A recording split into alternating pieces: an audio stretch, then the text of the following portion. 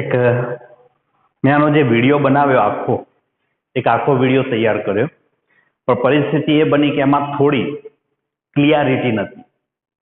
હવે આ બધું લખી તો નાખેલું છે એટલે ફરીથી આને સમજાવી દઉં. હેલો આલ્કેનમાંથી આલ્કેનની બનાવટ ગ્રિગ્નાર્ડ પ્રક્રિયક દ્વારા. ગ્રિગ્નાર્ડ પ્રક્રિયક વિક્ટર ગ્રિગ્નાર્ડ નામના વૈજ્ઞાનિકે સંશ્લેષણ કર્યું. એક ઉપયોગી પ્રક્રિયક છે જે ઘણા પ્રકારના કાર્બનિક સંયોજનોની બનાવટમાં વપરાય છે. પહેલી તો ગ્રિગ્નાર્ડ પ્રક્રિયક છે કેવી રીતે બનાવી શકાય? તો હેલો આલ્કેનની મેગ્નેશિયમ ધાતુની છાલ લેવામાં આવે.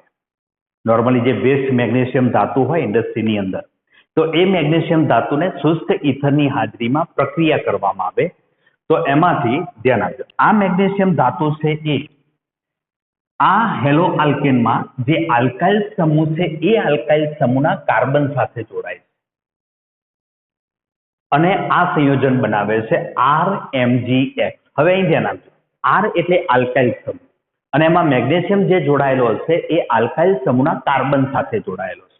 અને કયા બંધથી? સહસંયોજક બંધથી. અહીં સહસંયોજક બંધ છે ખરો, છતાં પણ આ બંને અહીંનો કાર્બન અને આ મેગ્નેશિયમ એ એક પ્રકારનું આયોનિક લક્ષણ ધરાવે છે. આપણે આગળ એક ટોપિકમાં પણ વાત થયેલી છે કે આયોનિક કેરેક્ટર કેટલું હોય છે. કોઈ પણ સહસંયોજક બંધ સંપૂર્ણપણે સહસંયોજક હોતો નથી, એમાં થોડા ઘણા અંશે આયોનિક લક્ષણ પણ હોય. અને એ જ રીતે આયોનિક બંધ એ 100% આયોનિક હોતો નથી, એમાં થોડુંક લક્ષણ સહસંયોજક બંધનું હોય. આવું 11મા ધોરણમાં આપણે આ વિધાન ભણેલા. તો અહીંયા આગળ ધ્યાન આપજો, આ કાર્બન એ માઇનસ ડેલ્ટા, કારણ કે મેગ્નેશિયમ એ પ્રબળ વિદ્યુત ધનમય ધાતુ છે એટલે મેગ્નેશિયમ ઉપર પ્લસ ડેલ્ટા આવશે અને આ કાર્બન ઉપર માઇનસ આવશે. તમે જોયું હશે કાર્બનિકમાં કે કોઈ પણ કાર્બનિક સંયોજનમાં કાર્બન ઉપર હંમેશા પ્લસ ડેલ્ટા આવે છે, આંશિક ધન વીજભાર આવે. પણ આ એક એવું સંયોજન છે જેને કાર્બધાત્વિક સંયોજન કહેવાય છે. કાર્બધાત્વીય સંયોજન. કાર્બધાત્વીય સંયોજન શા માટે કીધું? કે આ જે ધાતુ છે એ આ હેલો આલ્કેનમાં આલ્કાઇલ સમૂહના કાર્બન સાથે જોડાયેલો છે. અને અહીંયા આગળ જે હેલોજન છે એ હેલોજન અને મેગ્નેશિયમ વચ્ચે કયો બનશે? આયોનિક બંધ. ધ્યાન આપજો, આ જે બંધ બનશે એ આયોનિક બનશે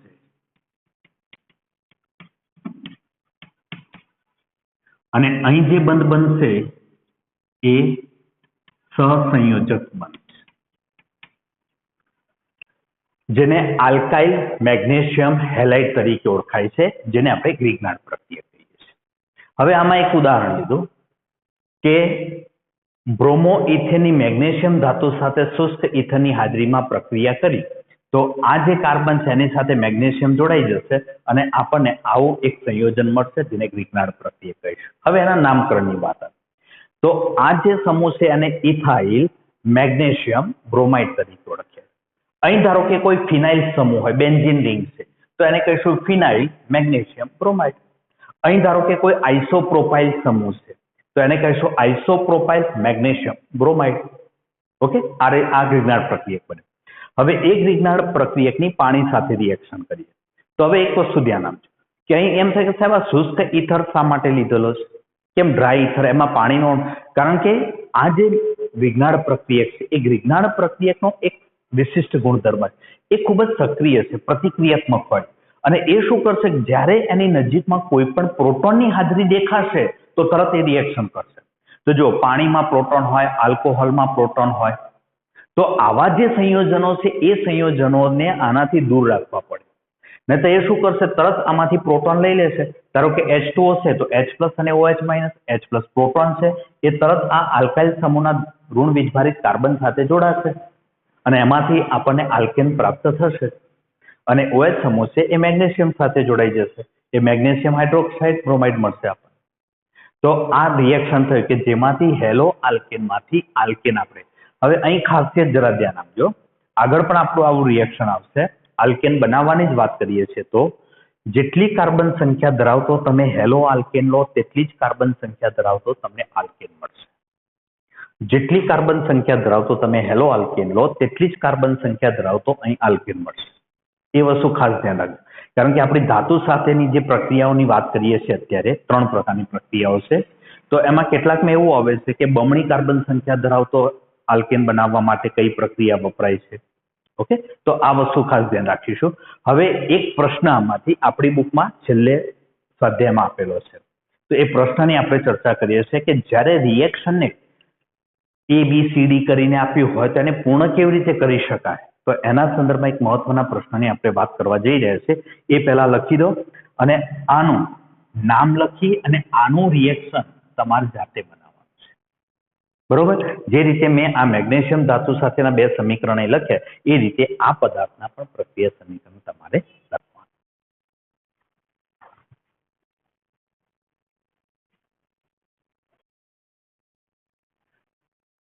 ચલો હવે આપણે જો લખાણ સંબંધિત પ્રશ્નો 10.6 માં બે આ ગ્રિગ્નાર્ડ પ્રક્રિયક વાળા પ્રશ્નો આપણને પૂછેલ. એક ત્રીજો પ્રશ્ન છે પણ એ આના પછીની થિયરી ચાલશે, પછી આપણે લઈશું. ચલો અહીં આગળ જે તમને કહેવાનું કે A, B અને આ C જે ઘટકો છે એને ઓળખો. ધ્યાન આપજો, આ D નથી, આ D એ ડ્યુટેરિયમનો છે, ABCD નો D નથી. ચલો પહેલી પ્રક્રિયાની વાત કરીએ આપણે એના સોલ્યુશનમાં.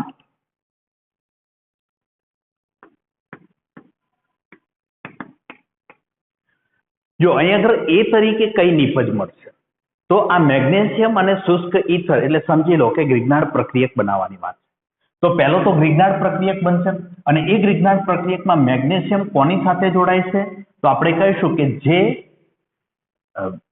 આલ્કેન છે અથવા તો જે આલ્કાઇલ સમૂહ છે એ આલ્કાઇલ સમૂહના કાર્બન સાથે. તો અહીં આગળ આ બ્રોમિનની જગ્યા ઉપર મેગ્નેશિયમ આવી જશે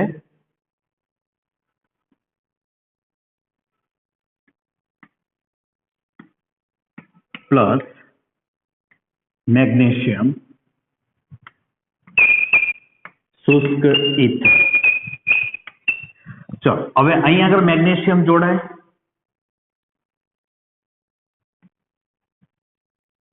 આ મેગ્નેશિયમ ધ્યાન આપીશું ખાસ કે અહીં સહસંયોજક બંધ છે પણ મેગ્નેશિયમ અને બ્રોમિન વચ્ચે આયોનિક બંધ હશે, ત્યાં બોન્ડ આપણે બતાવીશું નહીં.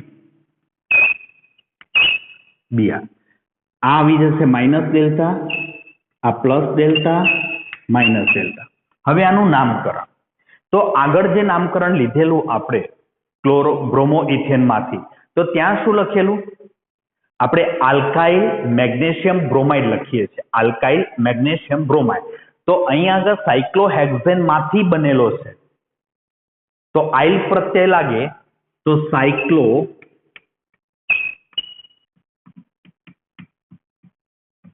હેક્સાઇલ, સાયક્લોહેક્સાઇલ મેગ્નેશિયમ બ્રોમાઇડ. આ આપણો ગ્રિગ્નાર્ડ પ્રક્રિયક છે, આ ગ્રિગ્નાર્ડ પ્રક્રિયક બને. તો એ તરીકે આપણને જે ઘટક હતો એ ઘટક આપણને મળી ગયો કે કયો છે એ તરીકે. હવે એની પાણી સાથેનું રિએક્શન કરીએ છીએ, H2O જેને જળ વિભાજન કહેવાય. આપણે આગળ જે સમીકરણો લખ્યા એમાં H2O ની જોડે લખી દેજો જળ વિભાજન. ચાલો હવે આ રિએક્શનને આગળ વધારીએ તો જે પ્રોટોન છે એ પ્રોટોન આ કાર્બન સાથે જોડાશે. ઓકે, તો એમાંથી બની જશે સાયક્લોહેક્સેન. આ નિપજ મળી આપણને સાયક્લોહેક્સેન.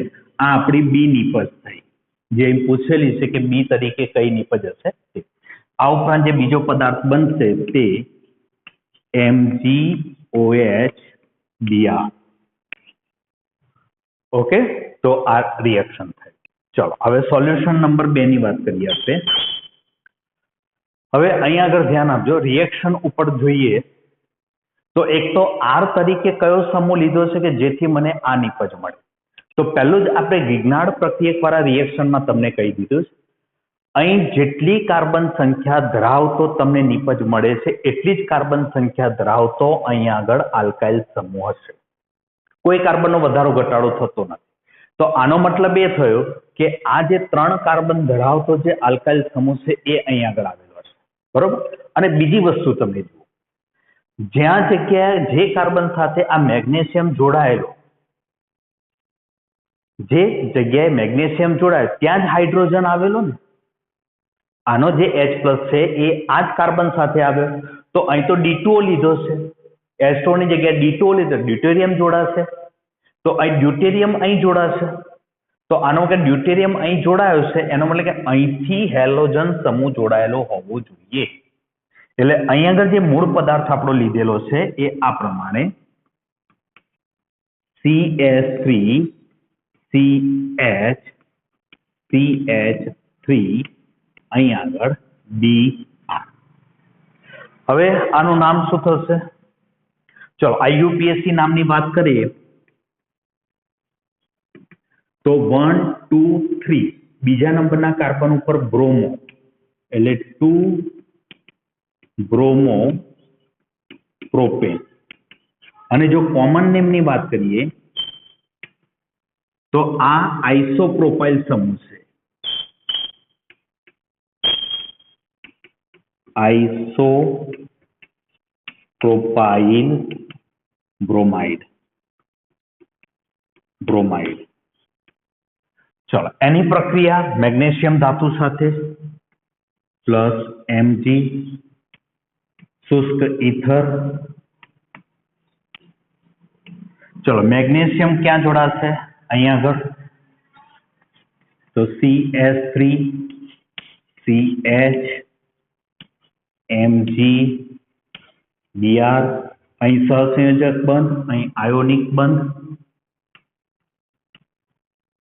ચલો અહીં આગળ minus delta plus delta minus delta. આ ગ્રિગ્નાર્ડ પ્રક્રિયક બને આપણો, ગ્રિગ્નાર્ડ પ્રક્રિયક. આનું નામ ઓલરેડી આઇલ શબ્દ આમાં આવે છે તો isopropyl magnesium bromide. Isopropyl magnesium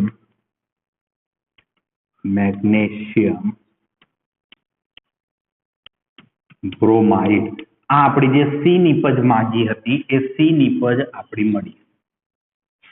હવે એની D2O સાથેનું રિએક્શન, તો આમાંથી ડી જે છે એ આ મેગ્નેશિયમને દૂર કરીને આ કાર્બન સાથે જોડાઈ જશે. એટલે જે સમીકરણમાં લખેલું છે એ નિપજ આપણને પ્રાપ્ત થશે. હવે આનું નામ શું થાય? તો જેમ અહીંયા આગળ લખે છે આ ડી એટલે ડ્યુટેરિયમનું, એટલે 2 ડ્યુટેરો 3 કાર્બન છે એટલે પ્રોપેન. 2 ડ્યુટેરો પ્રોપેન એ આની નામકરણ છે. ઓકે, તો આ બે રિએક્શનો થયા, એ રિએક્શનો લખી દો.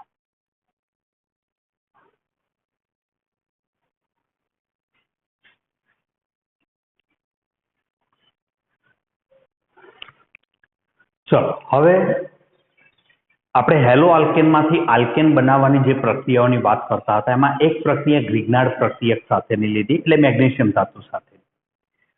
હવે લઈએ છે વુડ્સ પ્રક્રિયા. ધ્યાન આપજો કે વુડ્સ પ્રક્રિયા આગળ વુડ્સ ફિટિંગ પ્રક્રિયાઓ પણ આવે છે, તો ડિફરન્સ આપણે યાદ રાખવાનો છે કઈ પ્રક્રિયા કોના માટે છે.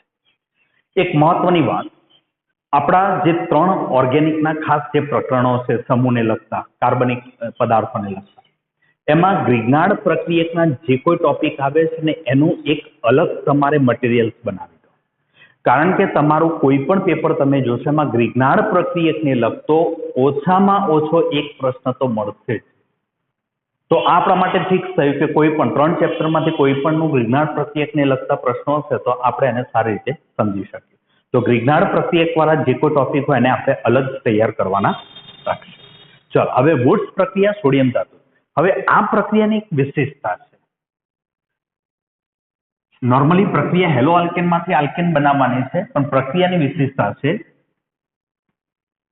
મૂળ હેલો આલ્કેન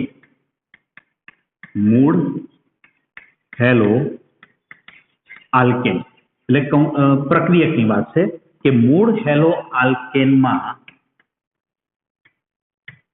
રહેલા કાર્બન કરતા બમણી કાર્બન સંખ્યા કાર્બન સંખ્યા ધરાવતો આલ્કેન મેળવવા માટેની પ્રક્રિયા આની વિશેષતા છે કે જેટલી કાર્બન સંખ્યા ધરાવતો તમે હેલો આલ્કેન લેશો એના કરતા બમણી કાર્બન સંખ્યા ધરાવતો આલ્કેન તમને મળશે. તો ઉદાહરણ તરીકે પહેલા સામાન્ય સૂત્રથી લખીએ R bond X hello alkane. ધ્યાન આપીશું અહીં આગળ. અહીં હેલો આલ્કેનના 2 મોલ લઈએ છીએ. એની 2 મોલ સોડિયમ ધાતુ સાથે રિએક્શન કરીએ તો જો રિએક્શન કેવી રીતે થશે, 1 mall R bond X 1 mall sodium, આ બાજુ આ બીજો સોડિયમ અને આ બીજા મોલ RX. તો આ 2 અને આ 2 થયા. ચલો હવે આ Na અને X જે -NaX તરીકે દૂર થશે. આ પણ Na અને X એ -NaX તરીકે દૂર થશે. હવે અહીં ધ્યાન આપજો, આ જે હેલોજન છે એ માઇનસ ડેલ્ટા હોય, આ પ્લસ હોય, આ પ્લસ ડેલ્ટા, આ માઇનસ ડેલ્ટા. બરાબર, નોર્મલી આપણે રિએક્શનમાં આ રીતે લખતા હોય.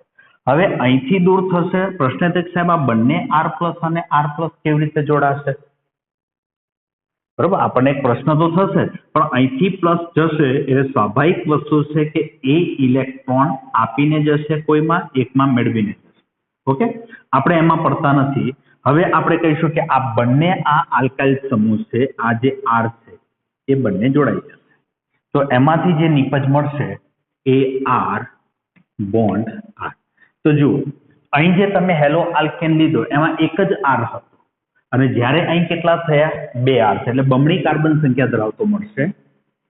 આ મળે છે તે આલ્કેન પ્લસ 2 NaX.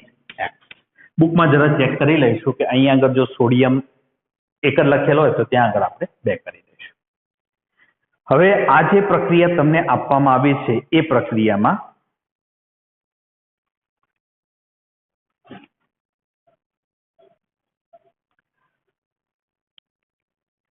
જો અહીં આગળ તમે હેલો આલ્કેનમાં ઉદાહરણ તરીકે C2H5Cl, અહીં આપણે ખાસ શુષ્ક ઇથર તો આવશે જ, એ પણ ડ્રાય ઇથર લઈશું કારણ કે સોડિયમ ધાતુ પાણી પ્રત્યે ખૂબ જ સક્રિય છે. પાણીની હાજરીમાં વિસ્ફોટ થાય એટલે આપણે શુષ્ક ઇથરની હાજરીમાં પ્રક્રિયા કરી. ચલો, આ છે ક્લોરોઇથેન.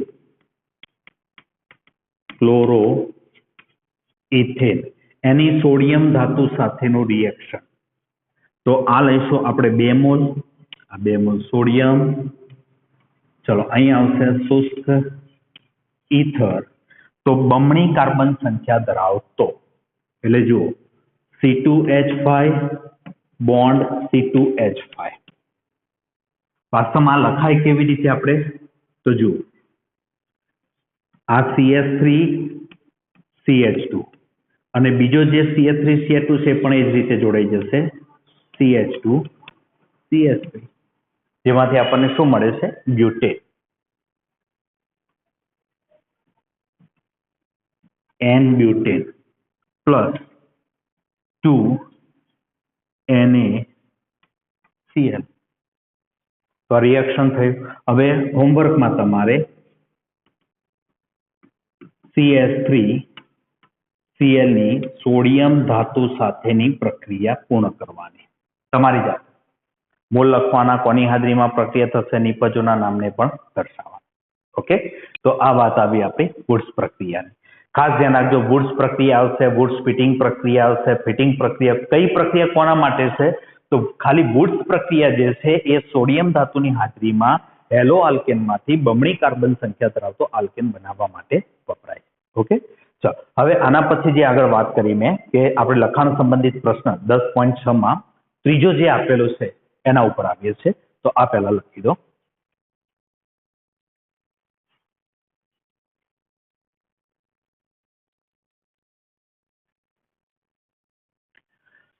હવે એ લખાણ સંબંધિત પ્રશ્નો 10.6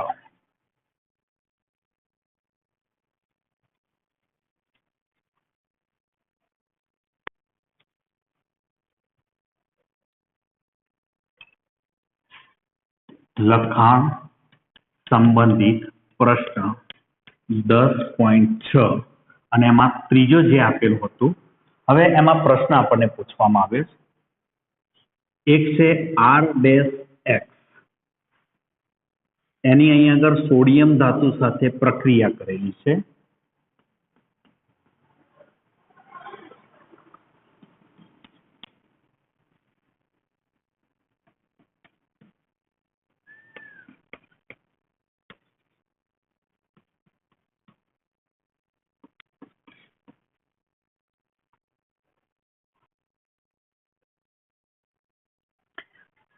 અહીંયા આગળ મેગ્નેશિયમ ધાતુ સાથેનું રિએક્શન, એમાંથી આ ડી નિપજ મળે છે. પછી H2O સાથેના રિએક્શનથી ઈ નિપજ મળે છે. આ ડી અને ઈ શું છે એ આપણે શોધવાના છે. તો પહેલા આવીએ છે અહીંયા આગળ. જો સોડિયમ ધાતુ સાથેની જે પ્રક્રિયાની વાત છે, હું લખી દઉં છું અહીંયા આગળ શુષ્ક ઈથર. એમાં વાત આપણે કરેલી કે આ વુડ્સ પ્રક્રિયા અને એમાં બમણી કાર્બન સંખ્યા ધરાવતો આપણને મળે. તો આના તમે બે ભાગ કરી દો એક સરખા, તો આપણે કહીશું કે અહીંથી ભાગ પડશે. આની અંદર કેટલા કાર્બન છે? 1, 2, 3 અને અહીં પણ કાર્બન છે 4 અને આમાં પણ 4 કાર્બન. તો આનો મતલબ એ થયો કે જે મૂળ હેલો આલ્કેન છે એ આપણો આમાંથી હશે, આ 4 કાર્બન ધરાવતો બનશે. તો આનો મતલબ કે R' બરાબર શું લખવું જોઈએ? ચલો, R' બરાબર શું આવશે? તો CH3, ધ્યાન આપજો અહીં કાર્બન છે, અહીં CH3, આ CH3. હવે અહીં આગળ આપણે આવી જઈએ હેલોજન, આ X. ઓકે, તો હવે એની સોડિયમ ધાતુ સાથે તમે રિએક્શન કરો તો તમને આ નિપજ મળે. આ વુડ્સ પ્રક્રિયા થઈ. આ કેટલા હોય? 2 મોલ. એટલે અહીં શું થશે? આનો બીજો ભાગ આ તરફ જોડાઈ જશે, આ નિપજ આપણને મળશે.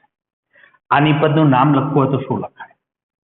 તો જુઓ, આ કાર્બન 1, 2, 3, 4. તો 2, 2, 3, 3, ટેટ્રા મિથાઇલ અને 4 કાર્બન છે બ્યુટેન. ચાલો, હવે આની મેગ્નેશિયમ ધાતુ સાથે, એટલે આ ગ્રિગ્નાર્ડ પ્રક્રિયા આવી ગઈ. ચાલો, મેગ્નેશિયમ ધાતુ સાથે તો અહીં હેલોજન સાથે જોડાઈ જશે એ કાર્બન સાથે. CH3 carbon, CH3, CH3. આ જે કાર્બન છે એની સાથે મેગ્નેશિયમ જોડાય, Mg, અને અહીં આવી જશે હેલોજન. તો આ minus delta, plus delta, minus delta. હવે આ મળી આપણને ડી નિપજ. નામકરણ પછી લખ્યા છે. ચલો, હવે એની પાણી સાથે જળ વિભાજન કરો. H2O જળ વિભાજન. તો અહીં શું થઈ જશે? H આવી જશે એટલે CH3, CH, CH3, CH3 plus MgOH X. આ મળી નિપજ E. હવે એના નામ, આ પદાર્થનું નામ, આ પદાર્થનું નામ અને આ પદાર્થનું નામ. ચલો, વિચારો. પહેલા પોઝ કરીને, વિડીયોને પોઝ કરીને ત્રણેયના નામ લખો, પછી કયું નામ સાચું પડે છે આપણે ચેક કરીએ છીએ.